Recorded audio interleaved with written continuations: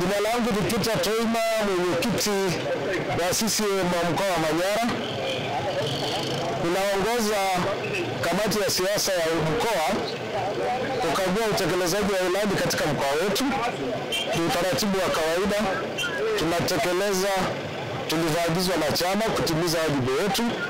Jana tulikuwa halmashauri ya Mbulu, leo tuko hapa Hanang tangu asubuhi. Tumetembelea miradi karibu 5, miradi ya afya, miradi ya elimu, mradi wa maji kama huo hapa, lakini tulikwenda pia kule Waret ambako kulijengwa nyumba kwa ajili ya wananchi na kupatiwa huduma na serikali wale waathirika wa janga la maporomoko ya mawe na matope kule Mlima Hanang. Miradi yote ni mizuri sana, imetekelezwa na serikali katika kipindi kilichopangwa. Tunaipongeza serikali ya mkoa, tunaipongeza serikali kuu ya Dr. Samia Suluhu Hassan kwa fedha nyingi ambazo zimekuja kwa ajili ya utekelezaji wa miradi hii, zaidi ya shilingi bilioni 10. Wananchi wanafurahia kwa jinsi tulivyoona miradi hii. Kama tulivyoona hapa, wamekuja wengi kwelikweli, na hapa huu ni mradi wa pekee, mradi wa maji. Chanzo kizuri sana cha maji kinatekelezwa na serikali kupitia RUWASA.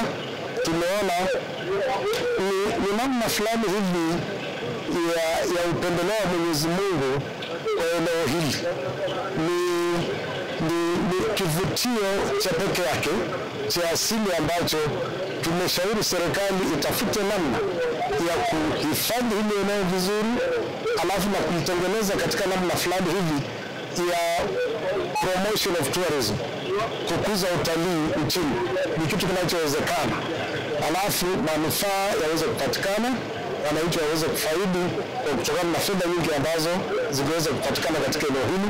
Tumeshauri pia kwamba kwa kuwa ni ngumu kuteremka mpaka kule chini kwenye chanzo, waweke sasa miundombinu wezeshi, miundombinu bora zaidi itakayoruhusu wale ambao wanafika hapa kwa ajili ya mradi huu kuweza kuona.